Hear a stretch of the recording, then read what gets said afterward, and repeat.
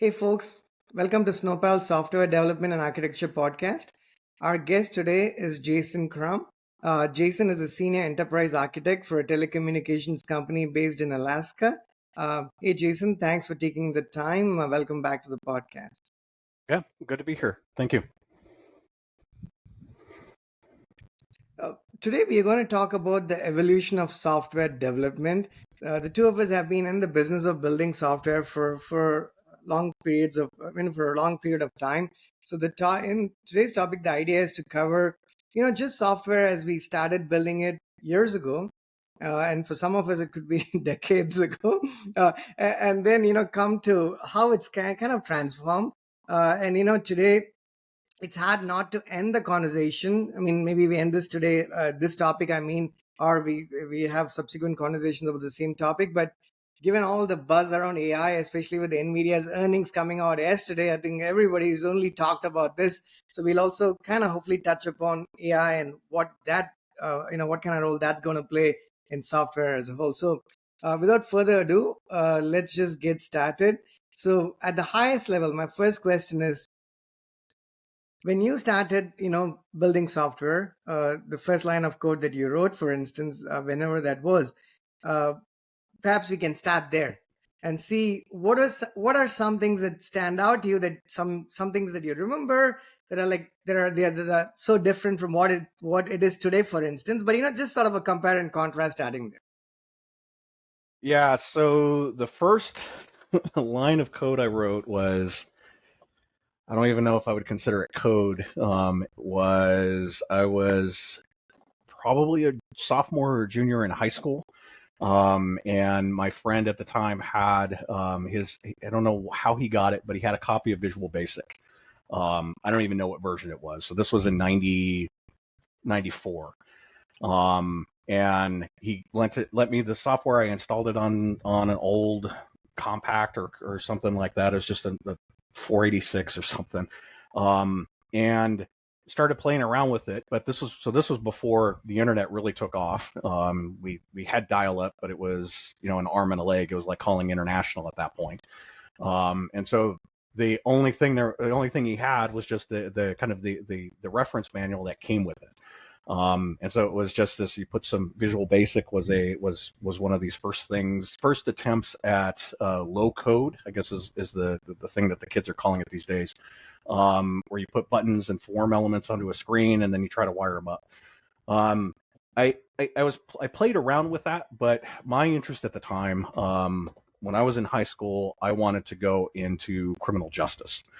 And so I did debate in high school. I went to state for the law team, where it's a mock trial type of thing. And so I was a prosecutor attorney for that team, and when we were competing, and I wanted to go, and I was really enthralled with behavioral analysis, and that's what I wanted to do.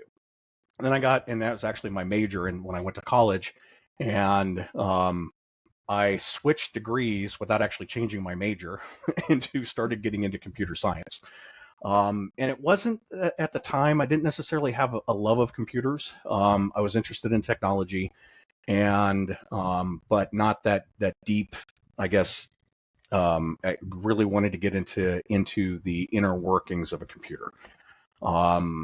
And so from there, it was obviously the homework assignments and things like that, learning C, and then the next class I took was a C++, and then the next class I took was in Java, because that was during the kind of that transition to where Java first started really kind of coming out, and being popular as a language. So yeah, I guess that would be that's my origin story, I guess, for And it's my very career. similar in many ways to mine as well. My first line of code that I wrote at work for something that somebody paid me was in C, right? And then, my natural transition. So we must have started our careers, I'm pretty sure, around very similar time frames, essentially. Mm-hmm. So let's take that as the first item.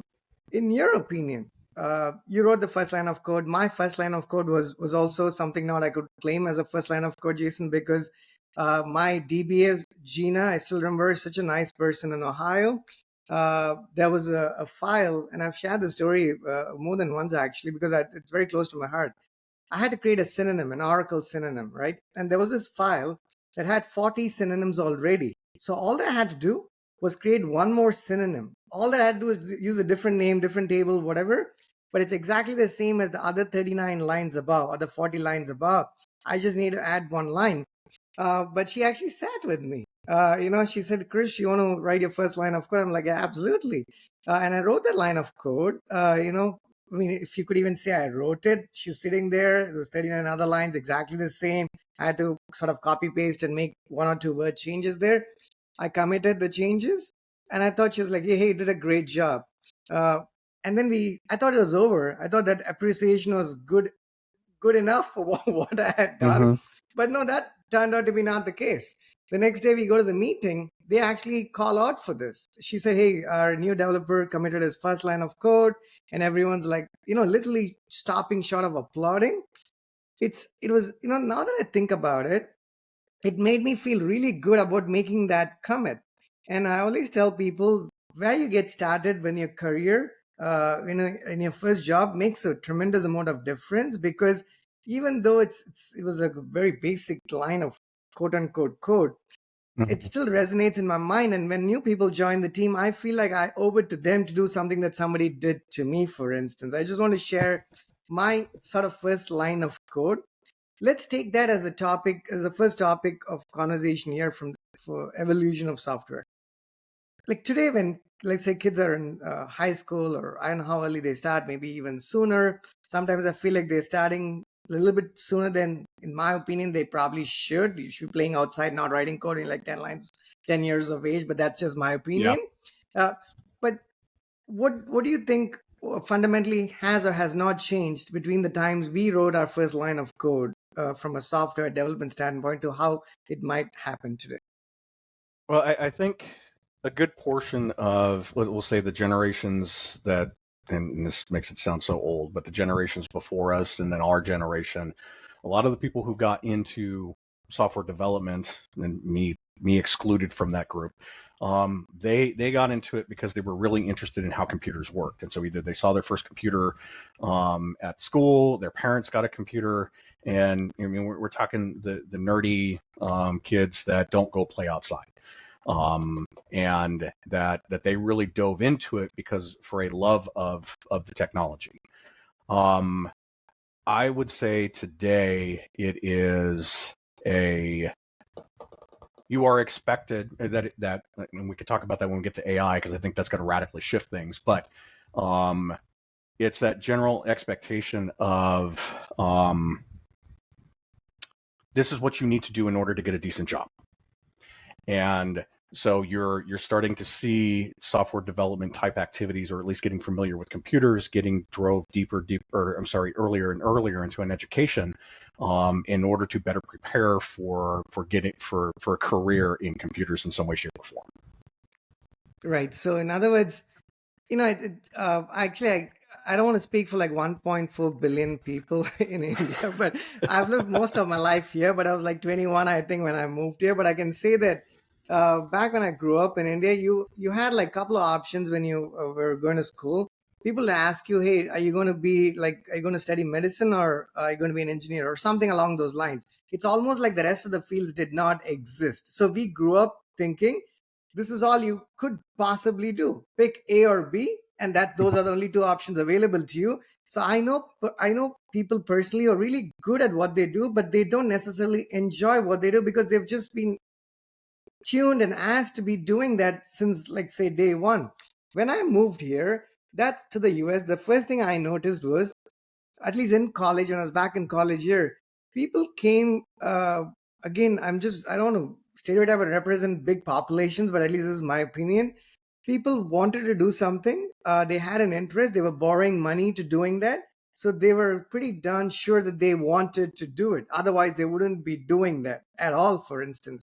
That was Mm-hmm. sort of uh, it came as a revelation of some sort to me, because I was like, okay, I didn't know that how things could possibly or potentially work. I thought, Yep. okay, you had to do X, Y, and Z.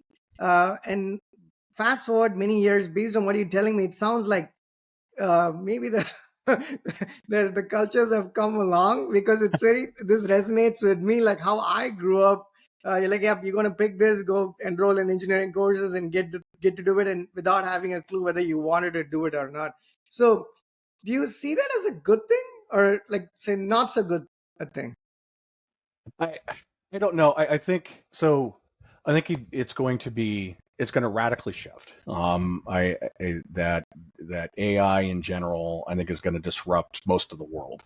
But without, I don't want to necessarily get into that rat hole at this point. We can talk about it later. I I have to admit, I've maybe unintentionally done the same thing with my kids. My oldest he's 21. He'll be graduating with a mechanical engineering degree this spring. He did competitive robotics in high school. Actually, I would probably maybe he started in middle school in 8th grade. And my number three, he is in 8th grade today, and this last year he joined the competitive robotics team.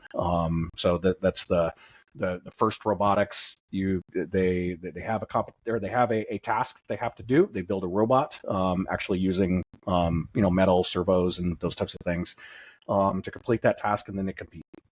And so I kind of had that same perspective of this is where futures lie, from a career perspective.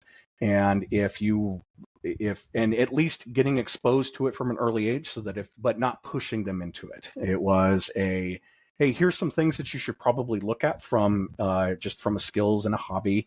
If you like it, great, continue with it. If you don't, we'll find something else. And so, yeah, I've kind of helped perpetuate that, at least with my kids, You know, unfortunately. it's implicit as well. When just to before we move on to the next item, I want to say this. When we're traveling in the car, let's say we go to DC, it's like 40 minutes away. We go there quite often. The only conversations we have in the car as parents in our house is there's nothing else seemingly that we have to discuss in terms of commonalities. I talk about Snowpile all the time, where to the point of my wife and son have like, for the next 45 minutes, can we talk about anything else that does not start in an S and end in an L? But after 10 minutes, your mind gravitates, because that's what you do. Only thing I want to add to what you're saying, that Jason, is, if, for folks who are watching or just starting their careers or graduating from school or high school or college, it's again, there's demand, and there's this diagram, there's vocation, and what you get paid for, what you like to do, and those beautiful Venn diagram. I think it's important to understand that you pick a career that you believe you have a good amount of interest in, because that's what's going to stand the test of time in terms of longevity. Because I've known a lot of people I've actually went to school with who did this because software pays a fair bit of money. But then, after a while, that the interest just dies down. You wake up one morning and it just plummets, and they're like, you know what, I don't want to be doing this. And then you feel like telling them that you should not have even been doing it, because you're not doing it that well to begin with. Sometimes whatever your heart beats for, you have to do it. But I think, with that said, I want to go to the first item. One of the first items I had here: the technology changes. Now, again, we're talking many years, so sure, technologies are bound to change. But the thing I want to ask you is the pace of change. There's two facets to this change. I have my thoughts, but I want to start with your thoughts. One is the pace of change of technologies, and then the fundamental nature of these technologies. And again, we'll keep AI out of the equation because it changes things. But what do you think about the the differences between then and now? Well, so there's definitely the pace of change is quickening. I don't know if I would go so far as to say exponential, but I would say it's pretty close compared to it was when we got started. Um, the number of languages that are new in the last 5-10 years, much faster, in terms of evolution of, or just introduction of new languages, than it was when we started out. The number of frameworks is just insane, and the quote unquote full stack development, and you need to know 10 different frameworks in order to just do anything anymore. And there's always a new one coming out. Just in the last couple of years, how much, and I'm not deep in this universe, but I know that there's been several JavaScript frameworks that have come out. And so it's the trying to keep up with what's new as opposed to what is, and also having a deep enough understanding of where you need to be pivoting. Is this framework going to add benefits, or is it just a new fad? And I say going back to, I would say that previous comment, or I'm sorry, the previous topic, just to tie in a little bit here, is one of the things I see quite often is where you've got people who are doing this for a job, but they're not actually experimenting. They're not going out and looking at the new things. They're not keeping abreast with the industry and not learning new stuff other than what they have to do for a job. And so if you really want to be in this space as a developer or as an architect or whatever, you do have to kind of at least know that these other things exist, and start to identify the pros and cons of each one of those things. And it's just going to get faster and faster, in terms of the number of new languages, new techniques, new patterns, new frameworks, etc., that you have to stay abreast of. You said the JavaScript frameworks change all the time. I was just going to say, since we started the podcast 15 minutes ago, I'm pretty sure there's two more repos out there saying how Yeah. you should be doing things differently from ever so before. Now, the thing is, things change. Like you said, there's a lot. When I started, the first 6 months I wrote C code. It was Pro C connecting to Oracle and was pretty much writing C code. That's it, right? Every morning I come and write the same thing, do the next morning for 6 months. But over the years, I've noticed that you cannot go for like forget 6 months. It's hard to even go for like 6 weeks these days without knowing or learning or at least being aware of something new that's come about that has an impact on what you might potentially be doing. Now the breadth of this impact changes depending on where in the stack you are, at least from what I've seen. The closer you are to the user, meaning a client web app or a mobile app, these single page frameworks, they change ever so more frequently, if you will, Yep. than things on the server side, for instance. So what would be your recommendation, Jason, to somebody? Like if you were to give this recommend, somebody came to you 15 years ago and said, I'm going to get into this world of software development, how do I go about things? And somebody came to you today, what would be the aspects of that recommendation that would be quite and remarkably different between these two phases of time? Well, I would still, it's the same advice that I would give, um, 20 years ago, is you have to have a learning mindset. You have to be curious. You have to be interested in just learning new things. And I would say that that's probably a universal advice, regardless of the career that you're in. I will not give a newcomer, I would say, advice on learning particular frameworks. I would say learn multiple languages, learn at least one framework in those languages, so that way you're have a broader mindset. You're more of a generalist rather than kind of getting down specifically in, oh, I'm going to be a React developer. And like, okay, that's fine. You're going to spend a lot of time understanding React in and out. 5 years React, the new hotness will come around, and Right.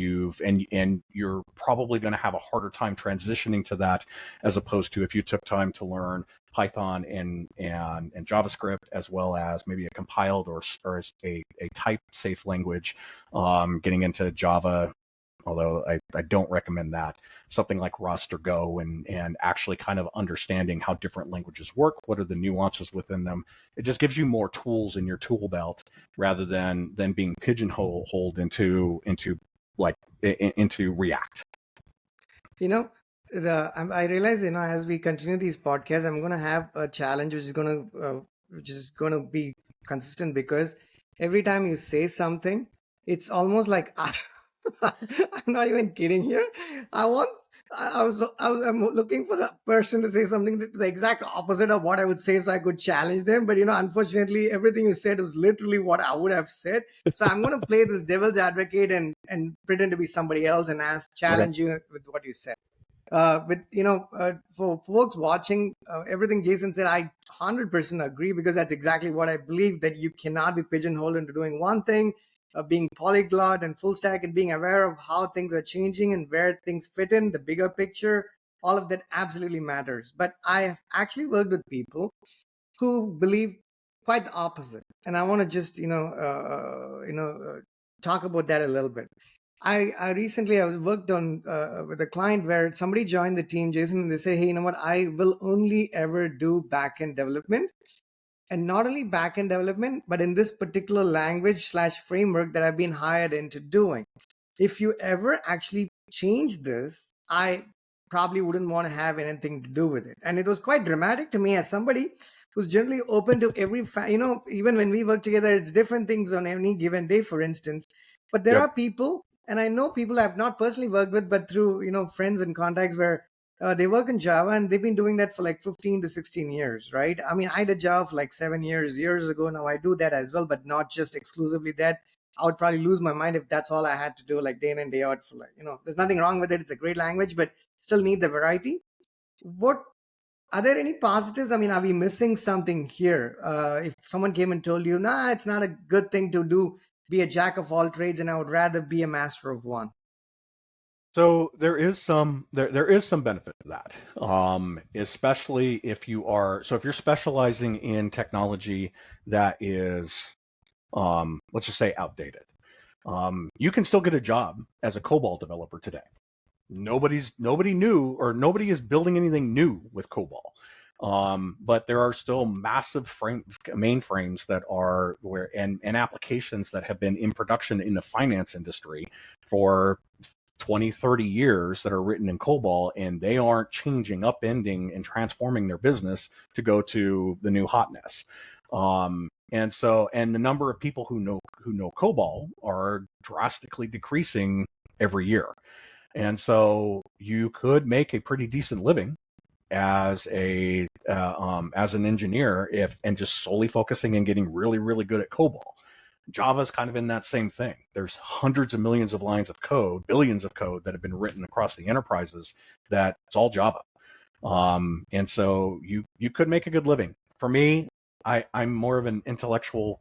I want to expand my knowledge. I want to know what's going on, to some degree, and at least be aware of different things. And I like learning new stuff. And so, to me, that's kind of a soulless job. Right. And but if you're just looking at it from a paycheck perspective, because this is not a bad strategy of, I'm going to do a job that pays me enough and that I can do well enough that I can make a good career, and so I can. That's a 9 to 5 type of thing, and then the rest of my time I'm going to enjoy my hobbies. There's nothing wrong with that. It's just not me.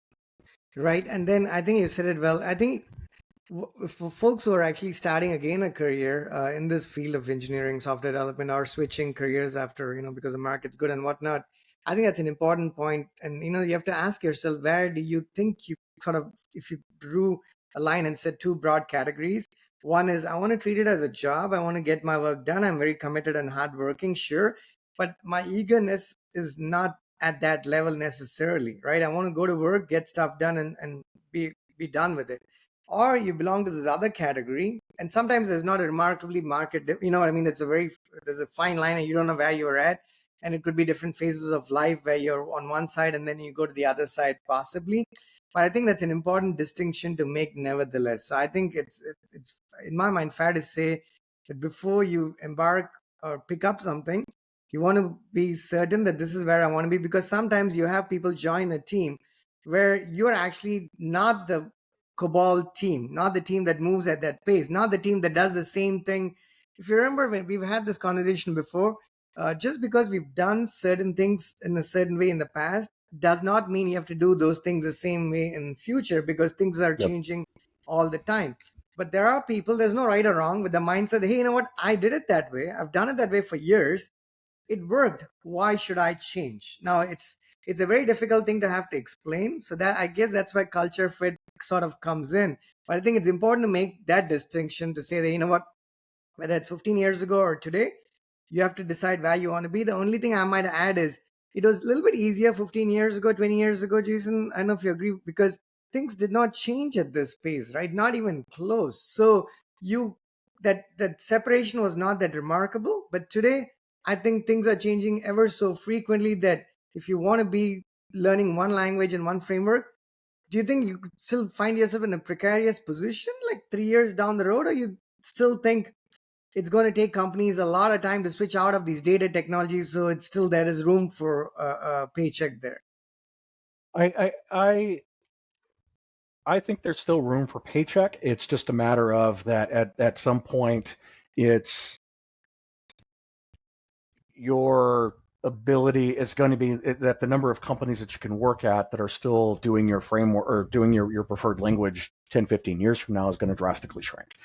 Um, and really, it's a matter of like let's take so my love from a language perspective is Ruby. I that is the first language that I really I became enamored with. I did C and C++ and Java because I had to. Ruby was something I fell in love with, for lack of a better word. Um, and so, but what you don't see is a lot of large enterprises who use Ruby from as part of their core technology stack.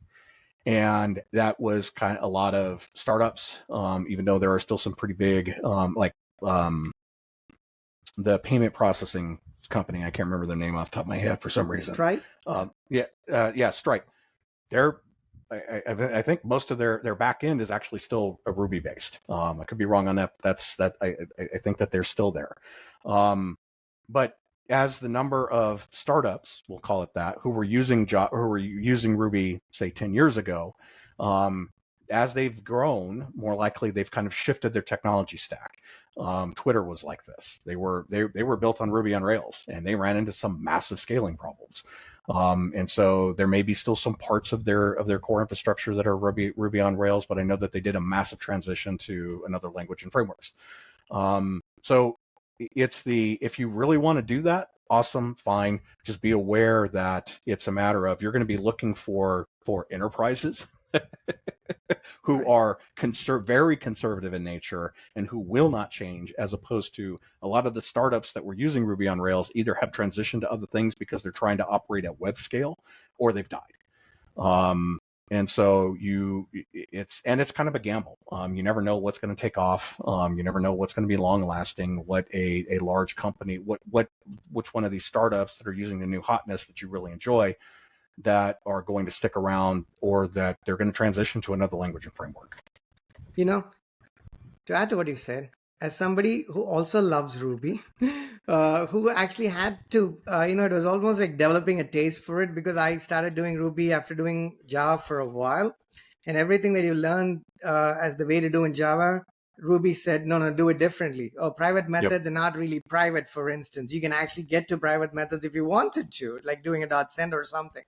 So it was a transition. So it was like touching a hot pan for me, because it questioned all of my learnings about Java. So it took 6 months for me to accept it, and then 1 year to get used to it. And then I fell in love with it, to the point that a number of our initial work at Snowpal was done, using Ruby, and we still use it as well.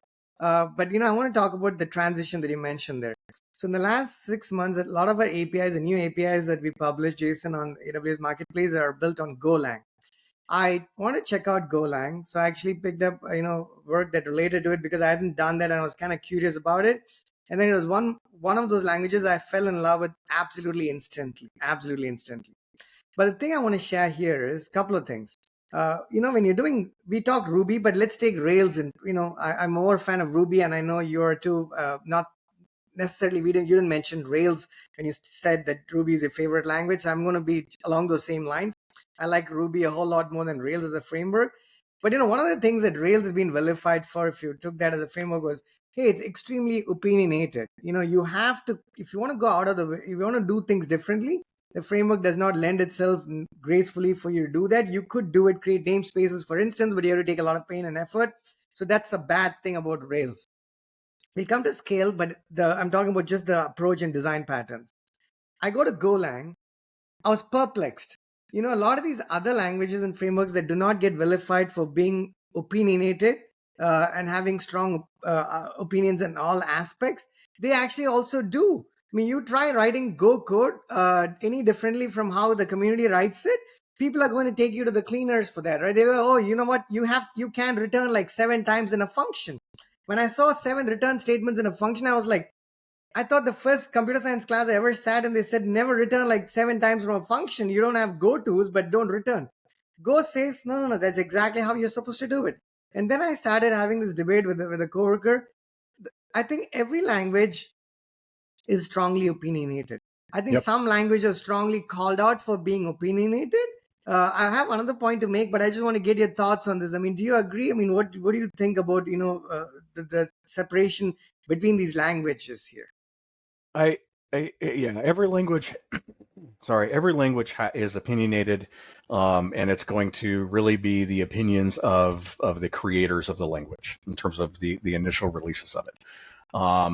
And and then the communities that evolve around it. There's community standards in terms of how we expect to write code, and on and on and on. I'm in the same boat. I think a method should return once, maybe twice, depending upon what you're trying to do. That whole idea of returning as early as possible, especially in an error condition, um, it's easier and cleaner to write a return statement at the beginning of it if you're checking for something to Right. just return if you don't have the right parameters, as opposed to putting in variables and having these if statements and all that type of stuff to where, oh, hey, did it pass inspection or validation? No, okay, well, I got to assign a variable, then I'm checking for if, and then you've got an else and all that type of stuff, and then you return at the bottom. So it can be much cleaner and much more, I guess, very implicit in what the function is or method is trying to do. But if you're doing it 7 times, I call it into question. It just it Yeah, doesn't make sense Jason. to me. Yeah, but trust me, I felt the exact same way when I saw the first time I saw Go. So I try to go against it, but it's like you feel like you're going against the tide. But then you recognize, every language does some things for a certain reason. uh, there's this initial resistance and there's variations between those languages. The reason I want to bring this up is when you're doing only one language for many years, you even whether or not the language itself has strong opinions, you as a human start creating even stronger opinions on perhaps a language that might be fundamentally opinionated or otherwise. Yep. And it's very hard to shake off these strong opinions. As we get older, these opinions become stronger and stronger. And to me, from an engineering standpoint, I'm not talking non-engineering, that's different topic, right, about opinions in the field of non-engineering. We're just talking engineering here. It's important to not have opinions, but be flexible about some of those opinions, because there is going to be a new framework. React does state management a certain way, and then you use Redux because React's inherent state management may or may not cut it for you. So that does it slightly differently. And then you have the notion of reactive programming, right? And then you have RxJS that does things ever so differently. Now, if you had a strong opinion from one place and did not want to change, I think it may not hold, as an eager engineer, it may not hold us in good stead. So even if for people who are not switching frameworks or languages and prefer to work in the same space, the one thing I would recommend is try to do the same things differently every time. Not every time you do it, but every so often that you do it. Because if you wrote Java code exactly the same way you wrote 3 years ago, I guarantee that you're doing it wrong because you're not using streams and everything else. Even, it has a notion of lambdas, slightly different from like Ruby lambdas, but it still has lambdas. So that open mind is important. It's easier said than done because you can. I know. While I say that, Jason, I want to actually share my screen here and show you something. Let me see. I want to make sure. Oops, I think I'm sharing the wrong screen. Sorry. Let me actually share my entire desktop, and then I'll entire screen.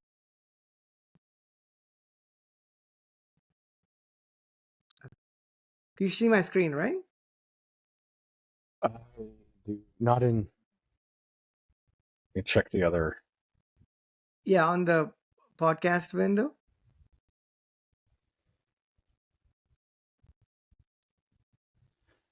Hold on. It's the downside of using multiple.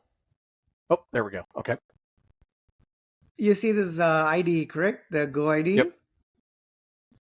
Okay, I'm just going to take this as an example. This is one of our APIs. I think it's a access control API that we publish.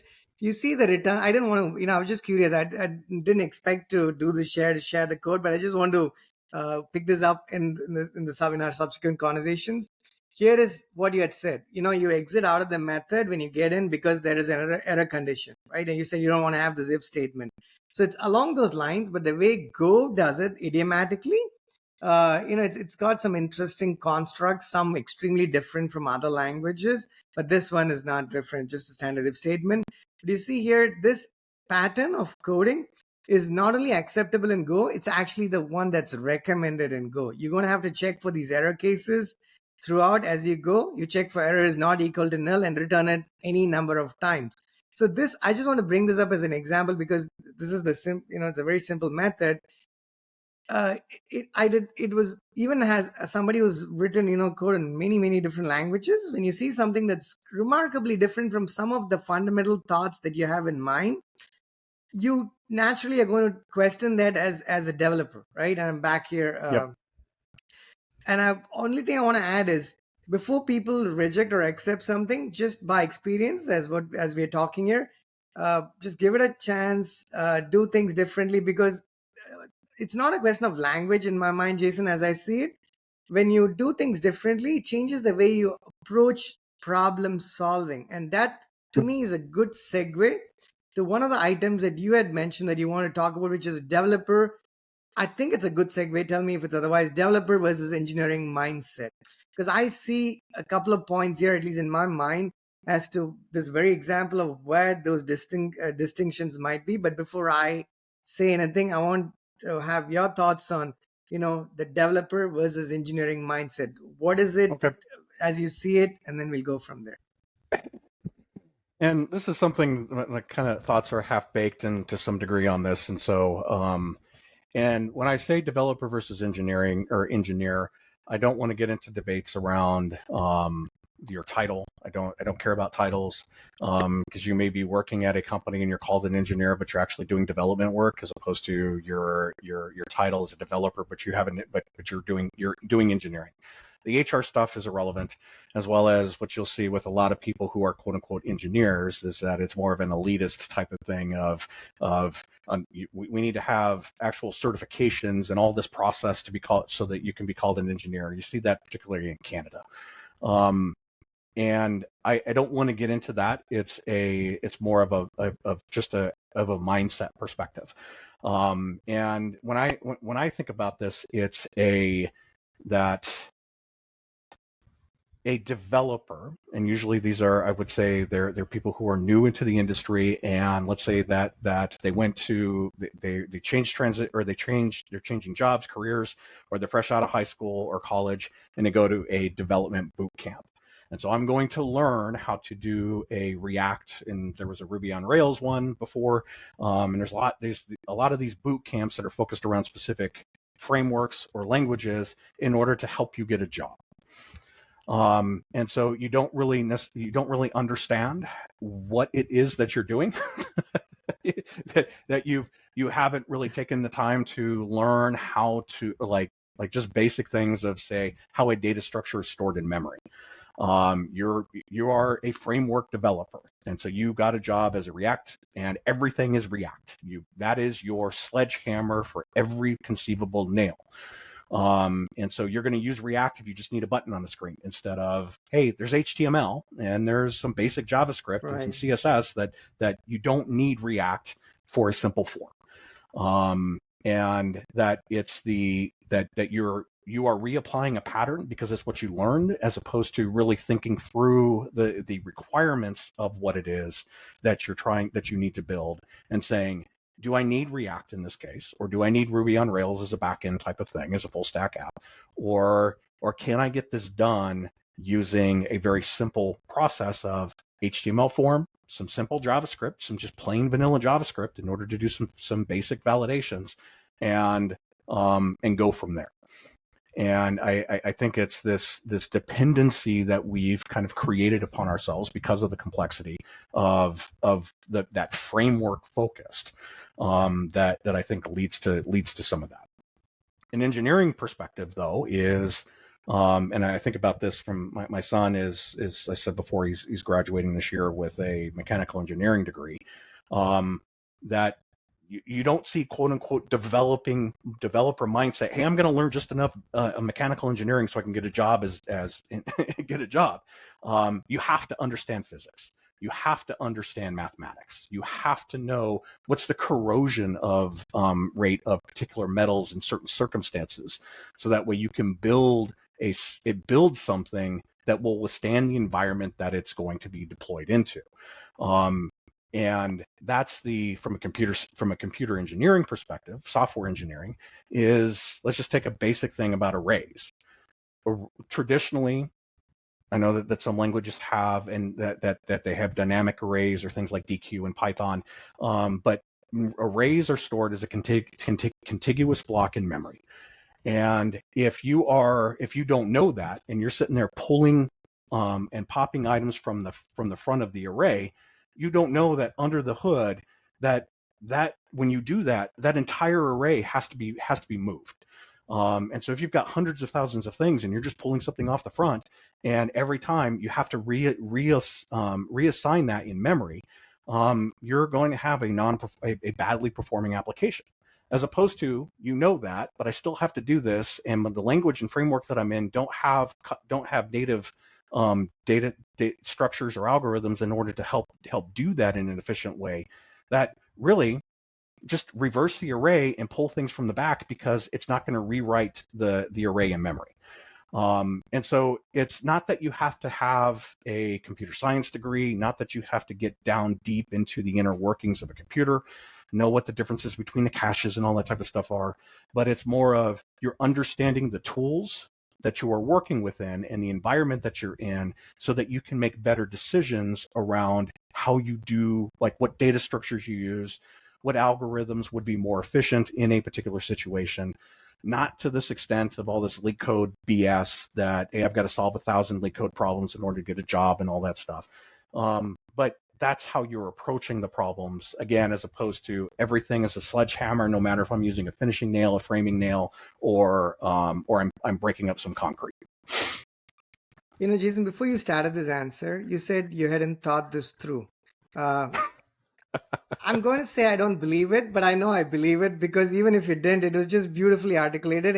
For people watching this, it's going to sound cliched that I couldn't agree more, but I don't know what else to do. I'm very honest. Hopefully, you know that. So I have to repeat that. I couldn't agree more with everything you just said. I'm just going to add a couple of things, and it may or may not be unique or different from what you said, just in different words, if you will. I think the crux of it, can I say that the crux of what you're trying to say here is problem solving? In other words, if I'm a UI developer and I know React, and React's popular as we speak today, everything you give me, I'm going to solve using React, meaning I'm not even going to think if there's a better way to solve this problem, because I know React can solve this problem. React's popular. Yeah. So why in the world should I waste my time, is one approach, one school of thought, which some of us might agree to, but clearly the two of us here on this call clearly don't, right? It's hard to hide it. I think, to me, the engineering mindset, as you said it, and as I'm seeing it, is problem solving. Because, over the last 20 years of being in the business of building software, the languages have changed all the time, sometimes more frequently, other times not so frequently, but they still changed. The terminologies have changed, the buzzwords have changed, but much like yourself, Jason, I could care less for titles. I don't even have one, and no buzzwords either. We don't have profiles and resumes with buzzwords, right?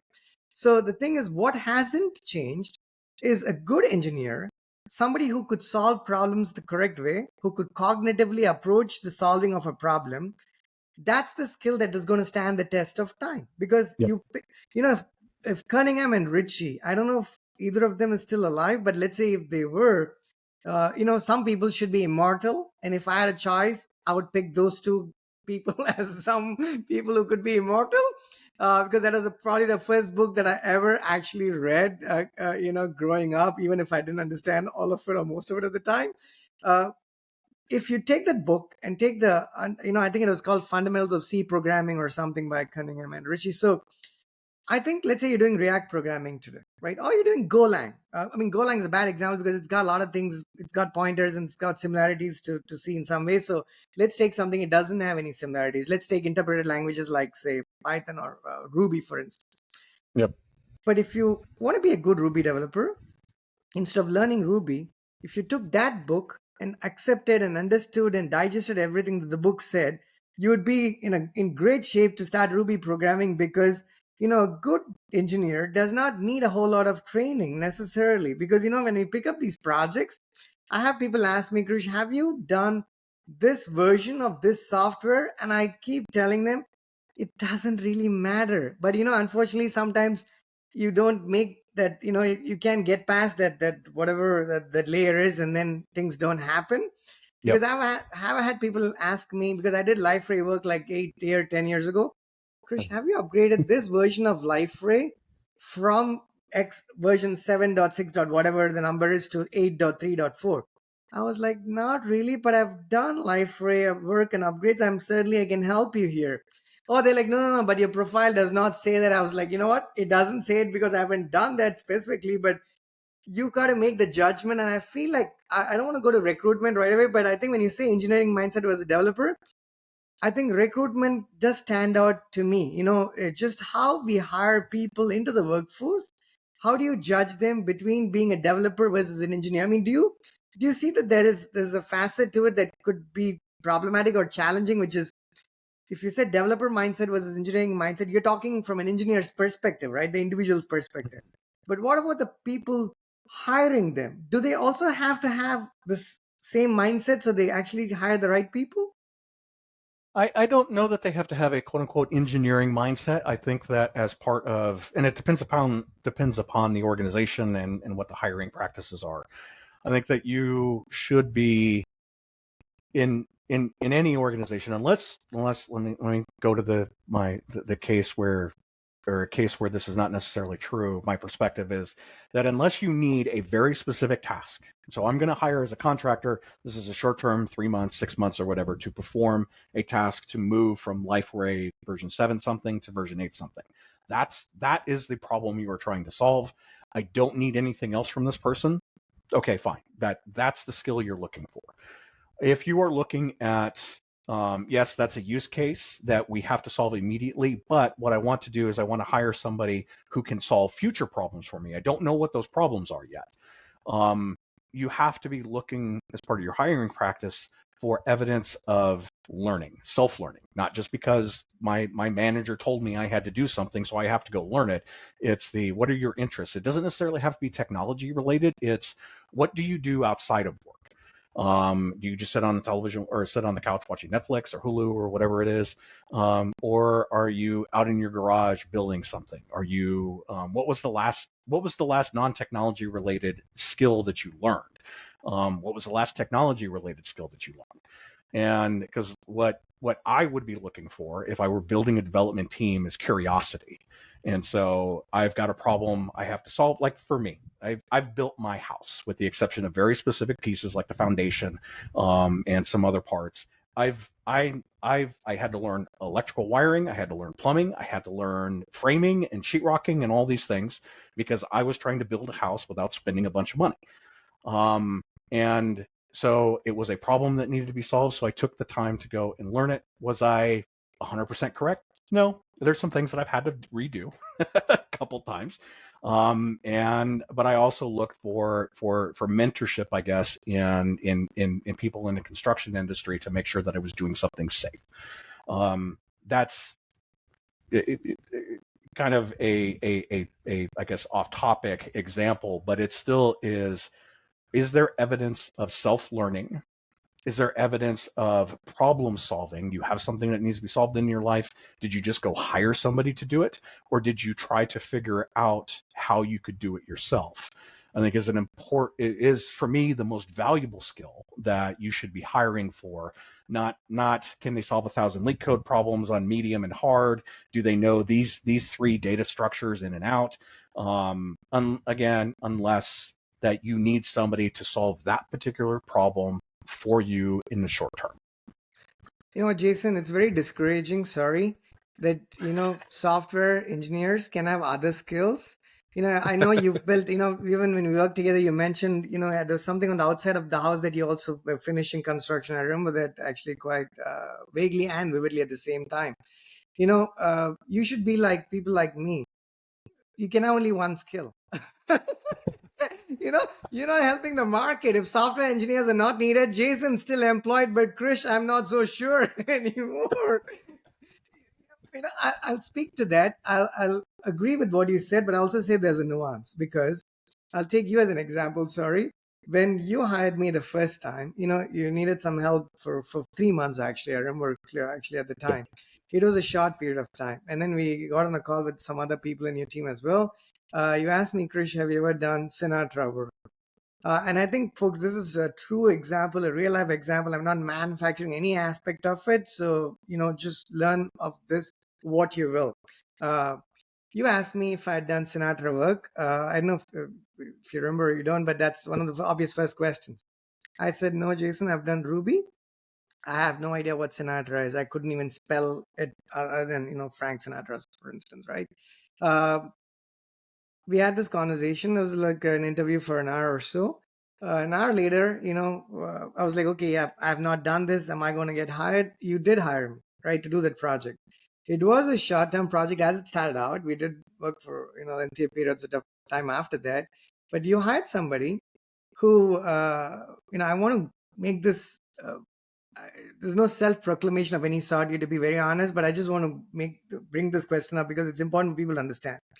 You hired somebody who had not done that before, and they told you that they had not done that, right? There's no fabricating or manufacturing any of this here. I want to share my perspective of that because I think it's very useful for people to hear this. But I want you to share that because I'm putting you in a difficult position, because you had correctly mentioned that if you need something done for 3 months, you have exactly a particular problem, hire somebody who's done that before. Yet, if I told you, Jason, you hired somebody who had not done that, who had not worked on Sinatra, and you needed something done for 3 months, we did get it done eventually, but forgetting that part, what would you recommend based on that? Why would you, I don't know. You know what I mean? Like, So at that time, and I don't remember the specifics of it. I was looking for, so that was more of a test of, I needed longer term work, but we weren't hiring for that because I wanted to make sure that who we brought in had kind of that self-learning, it was a good fit. And so I wasn't going to commit to multi-year without understanding someone. And so that again, I don't remember the specifics, but likely it was, hey, I saw something. There's evidence of learning. We kind of click. I mean, there wasn't any immediate personality conflicts, right. And so gave you a chance. Now, if it hadn't worked out, probably wouldn't have extended the contract. But it's more of kind of taking that short-term risk and short-term bets on, rather than getting stuck into a multi-year contract with someone who doesn't fit. Makes sense, right? And I think it's exactly that. The reason I want to bring that up is I think it's hard, sometimes, it's always an employer's market. There's more, there's fewer jobs and people in general. But with that said, there's fewer good people also, right? You know what I mean? When you Mm-hmm. want to fill a position, like when we try to find help for APIs, I mean, if I need somebody to help me with some Golang work today, Jason, you can look up and it might say a lot of people are looking or whatnot, but it's going to be hard to find someone who can come and hit the ground running and start contributing to your code base immediately at the level you want for them to be. So it's very hard to find good people as well. So I think I just want to call out for it because uh, even if every company has their own requirements, but when the interviews, I've done more podcasts on how I think interviews are lacking, meaning they're trying to sometimes or most times test the wrong set of things, like you mentioned earlier, right? It's important to test the cognitive skills and the algorithms and whatnot, but there is a layer above that in software development, right? How do people approach problem solving, which I feel like never gets tested by a lot of the tools that are out there. They're just testing how fast you can write code. You go pick hacker rank for half an hour, it's going to test you which character did Chris type. Did he type the I before the F or the F before the I, for instance? It kills all your privacy. And even good engineers fall short when they actually put to test in these. And I've done a number of live coding interviews, so I'm okay. I don't care if people judge me. I know fantastic engineers who could never go through a live coding session, who just couldn't do it because it's not their cup of tea. And now, as an industry, sometimes paint a broad stroke saying this is how interviews should be done. And that's the reason I brought up that interview, because I personally also enjoyed the interview. And I want to add one more thing, saying when the question was asked to me, Krish, have you done Snatro? I said no, because that's the kind of answer I think people should, be honest about what you have or have not done. Many a times I've had people tell me they've done something for like 3 years, and the framework would literally be only 3 years old, which means they would have had to actually start doing it on day one. It was released on GitHub, and Yep. the which is possible, but the profile doesn't speak to it, for instance. So I think honesty is very important. It might sound cliched again, but I think I want to bring out a clear example of a project where somebody needed help, the other person had not done it, and they were pretty honest about it, and things worked out. So the world is a better place than sometimes we might think it is. So I just want to say that people shouldn't get nervous when they go to these interviews, like, oh, am I going to have to sort of fake it till you make it, which I know, I think it's a quote that somebody said was very popular, but I completely disagree with the quote that you should like fake it till you make it. That's I think that sort of completes the notion of the engineering versus the developer mindset. I think both of us lean on the side of the engineering mindset. Learn so you can solve problems in future with things changing. Uh, we have a few more minutes. One of the next I want to go to your item. Before that, I had one item that I had in my list, so I want to be selfish and go to that one. The work styles and patterns, Gen Z and Alpha and Generation, all of those things. 15, 20 years ago, I'm not saying it's right or wrong. I work from home remotely. I've done this forever. I know you do it as well. I enjoy this. But 15, 20 years ago, people had to just traditionally go to work. They didn't perhaps live too far from their workplaces, maybe not. I was like 4 miles away. I would drive to work, do the job, come back home. Uh, there's no variations. If you took remote work, we talked about in the last podcast, I'm not talking about remote work per se, but cultural shifts, attention spans, 10-second videos, 30-second videos, all of that has changed how the next generation is approaching problems. Now you need to be in long meetings to solve some complex problems. I mean, I've had like 3 hour sessions to get to the bottom of certain issues, Jason. With I'm not saying it's, again, I'm not stereotyping, but the next generations find it more challenging to sit in 3 hour meetings where you're talking technology, because they're like, this is just way too long. I can't do this. But some problems take time. You can't Yep. rush to solving them. What are your thoughts on the generational shift on attention spans? So I think it is fundamentally detrimental to anybody, and in particular the younger generations. Although we see it in my generation as well. And really, what it comes down to is, even though I know that there are benefits to both of these things, I view so 2007-ish, so the creation of the iPhone, so smartphones in general, as well as social media. I think that those are the two largest, I guess, detriments to human society, in a long time. I guess we could argue nuclear weapons and that type of stuff, but from just a cultural perspective, our dependency on these devices, the fact that we've got a computer in our pocket at any time is wonderful in one hand, but it also means that we fall victim to our baser, human instincts, our lizard brain of we are selfish and lazy at a core.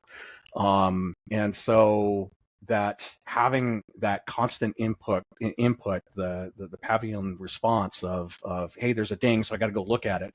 That constant on that the social media, and just this constant feed of these quick 140 characters, and 10-second videos is a detriment, and it is entirely evident when you, like you said, you look at the attention span, especially of younger generations, and like there is I think a direct correlation between social media and the iPhone and the rise in ADHD.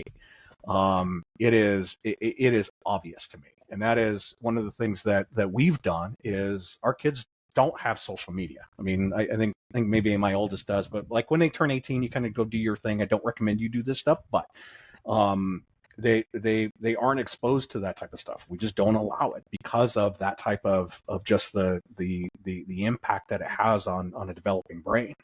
And I would highly recommend to anyone, um, delete Twitter, delete Snapchat. I don't even know what they all are anymore. Just your life will be far better. You will have better capability of actually focusing on things. Being able to read a book instead of just looking for Chat GPT to summarize it for you. Being able to hold your attention for longer than 10 seconds on anything is fundamental to you actually being successful in life. Beyond the fact when the AI takes over, it does all the work for us. So I hope I answered your question. No, you did, but the only problem I have is you delete Twitter, or as it's formerly called X. The funny thing, I want to end this part. We have more bullet points, but I want to pick this up in the subsequent podcast. There's a few more items that we haven't gone into. But I was going to say, if you deleted Twitter, or formerly called X, because now you can't just see one word. Everywhere they quote Twitter, somehow everyone feels the pressure and the obligation to say X, formerly called Twitter. I was like, I thought the whole purpose of making it X was making it one character. Now we have like 25 other characters because you say formerly called Twitter. And the only problem with deleting that is you're gonna make the world's richest man, not richer. So there's a small problem there.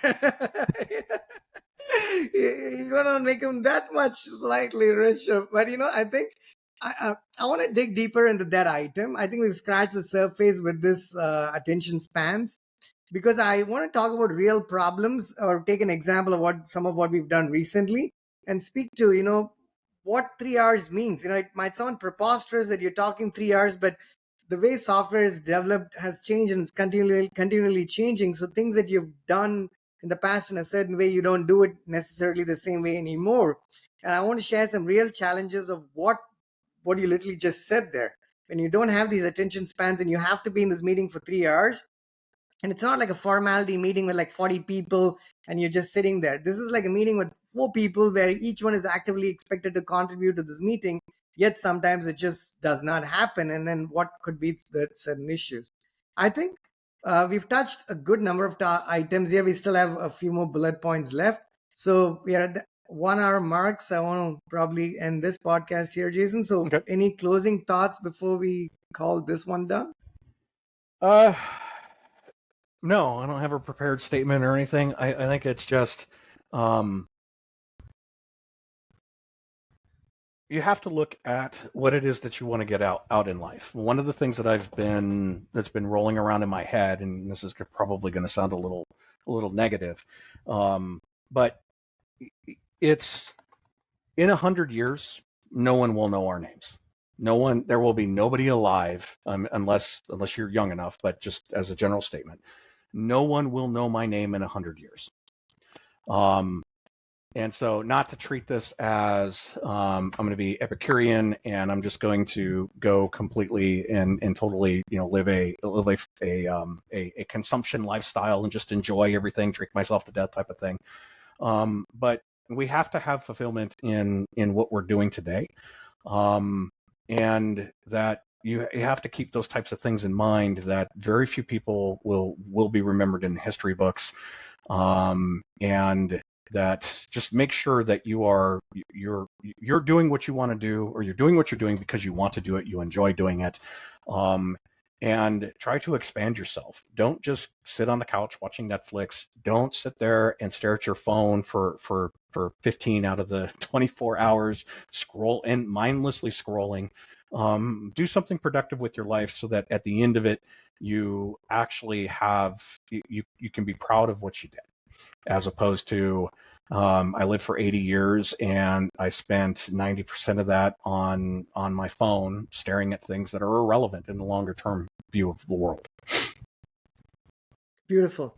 With that, folks, we'll end this podcast. That's Jason Crum, who's a senior enterprise architect and lives in lovely Alaska.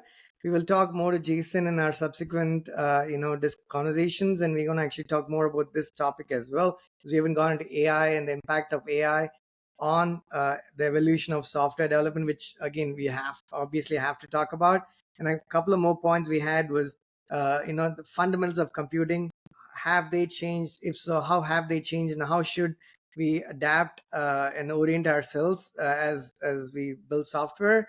AI and its impact on software development.